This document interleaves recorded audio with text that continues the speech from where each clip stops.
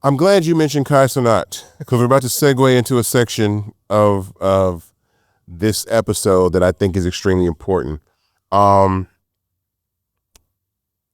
I think important about this is I noticed that there are a lot of famous, popular Black creators, and this conversation we're about to have right now is interesting. I noticed that a lot of the Black creators that are very, very popular are not taking equity ownership positions in some of these companies. And when I started to do research, I started to see that some of these creators are actually taking equity in startups to bring visibility to the app and raise the profile.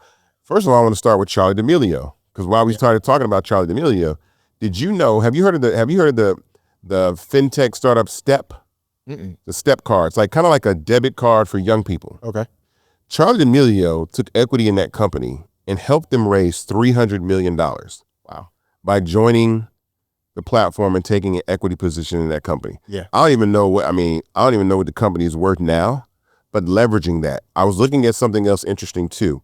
There is a company called Poppy. I don't know if you remember this. In Poppy is a soft drink. Yep. And Pepsi bought Poppy in March of this year for $1.95 billion. Yep. Right? And what's crazy about that is that Alex Earl's equity stake in Poppy could be around 1 to 3%. And that 1 to 3% equity position in that platform could pay her out anywhere between $19.5 million or closer to $39 to $58 million. Yeah. What do we got to say about that? Why are we not taking equity? Why are we so into the cash up front type of situation and not the equity? Understanding the value and what equity means in a broader sense. Mm-hmm. Like, we hear the word equity, we hear it anecdotally. There's not a lot of financial literacy or content being generated around what it means to be a shareholder. Yeah. That's what equity means, and to own those shares. I think the other thing too is that oftentimes, depending on the background of the creator or the entrepreneur, that's going to help shape their understanding of cash and how they operate their lives. Mm-hmm. That's a big driver too. If you're looking to live a particular lifestyle, or you already have a particular lifestyle, you're going to work to maintain that lifestyle. And so you're going to prioritize cash in the bank because that's what's ultimately helping you achieve your short-term goals. So it's a mind shift. Like, it's a mind shift that we have to make around short-term goals versus long-term goals. And I think because certain people groups, certain individuals have been so much in the immediate gratification, my short-term goals, I need to go on this trip, I need to buy this car, buy this house. They're not thinking about 5, 6, 7 years from now, but they've never had the opportunity to think about that far into the future to where you start to see those kinds of outcomes. So, honestly, I actually don't even think that some of those companies even offer equity to Black creators. It's almost like they wouldn't give it to them. No. You know what I mean? No. Like, I saw Aiden Ross owns a part of Kick. Yeah. Right? But I see that Akademiks is on Rumble. I see Kai Cenat is on Twitch. Yeah. I don't see them trying to cough up any equity positions in those companies. Plus, something like Kick is already part of Amazon, publicly traded company. But do you think that there's an opportunity being missed? Because I know I've heard of Bryce Hall.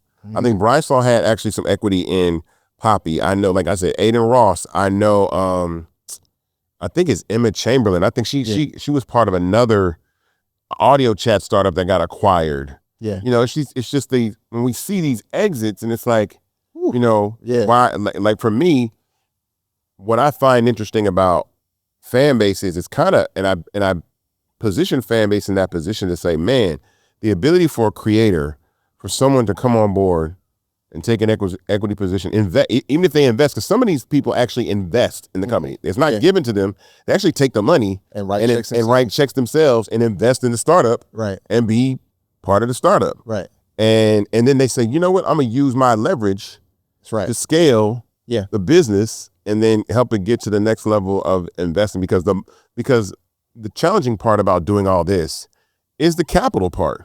Yes, the money is important.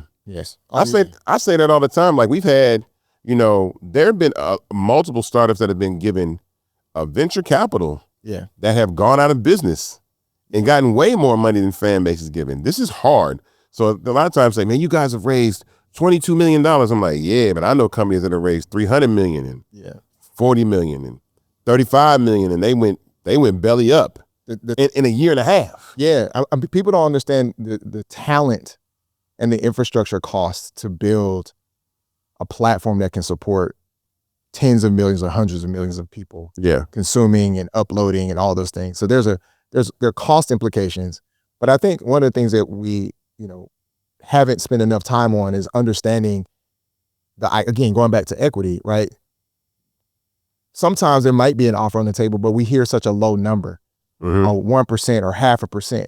But you got to understand that that's 1% or 0.5% or 2% of a growing pie, right? So when you asked me earlier about the creator economy, what I do know is that, just to give an example on a global scale, in the next 10 years, we're going to add 2 billion more people to the internet. They're going to have access to the internet. They're going to have access to apps. A large swath of that is going to come from Africa, right? It's people that, black and brown people that look like us. If we're not building infrastructure for when those people come online, think about the massive economic opportunity that we're missing out. Again, the pie is growing. That's 1.5 to 2 billion more eyeballs to consume content over the next 10 years. So when you think about 1% or 2%, and you hear that today, like, oh, that ain't enough. I'm not going to take that equity deal for that little fledgling company. But you got to remember that they're building a company in an industry that is growing and set to grow exponentially when most markets aren't growing. Every market doesn't grow like the creator and slash consumption market. Let me look at this camera real quick too. Another thing that I want to say that I think is important is that I understand when people say, look, I want equity in a company, but it's only so big a soft drink company can get, right? Mm-hmm. It's only so big a tennis shoe company can get.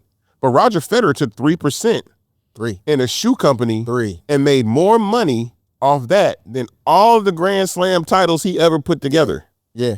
And so I think there is an education that we need, something that we need to operate and understand about how we're going to monetize and own all this content and create, and own these industries and these infrastructures, because without it, I mean, we cash rich but equity poor. Can I give you another quick story? Yeah. So Steph Curry was just recently on I don't remember what podcast it was, so excuse me on that, but he was talking about the collective bargaining agreement, the CBA, which is basically the relationship. It's the contract between the players, the Players Association, and the league. Mm-hmm. Those are two different entities.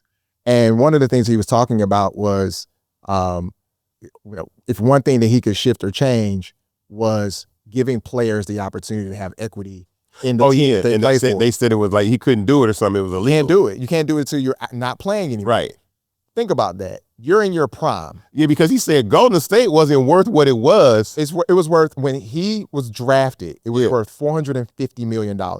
Now it's the most expensive franchise, only behind the Yankees at $9 billion. That's crazy. And he had a part to do with that. He had the whole part to do with it. To do with 3-pointers is what? 3-pointers, championships, the way that he plays, the way he opened the game up and showed that a 6'2" guard, out of Davidson College that know how to shoot the ball can drive value and win championships. And he doesn't get to eat any of that. So when we look at the contracts, which is a great contract, right? He's going to make $50 million a year. But the reality is, imagine if he was able to get 1%, 2% of the team when he got drafted. 0.5% when he got drafted, what that would be worth today. Yeah, because he made Golden State the franchise that it is. I mean, it's simple math. I mean, a $4.5 million investment when he got drafted would be, what's that? Be worth almost $190 million. Jeez. If I'm doing my math, doing it in my head. Yeah. So that, think about that. Now, he made a bunch of money playing. Yeah. But imagine I took something from 0 or lower to higher. Again, growing pie. The pie was smaller. Yeah. The pie has grown. The NBA is more popular. It's not. It's been popularized international. We got teams from Sudan coming in to play ball. Yep. The Olympics also highlight NBA players every 4 years. 100%. Again, equity. As the pie grows, the question becomes, what slice of that do you own? Don't focus on how big the slice is. Have a slice. Yeah. Because if it is growing, that means if the industry is growing and the businesses within the industries continue to grow, that just means that your slice, however big it is going to be more valuable. And that to me is another one more story or tale as to helping me understand that even though they're creating a different type, they're entertainers. Mm-hmm. They're entertainers. They're on the court, shoot the ball, pass the ball, dribble the ball, etc. The whole purpose is to increase the value of the team, the brand over the team, the league, and the game of basketball. And imagine if you had equity in it. It goes back to the same thing with turntables. It's the same. Yeah, it's the same play over. It's the same play over and over again. Let me think. I know that. Invested.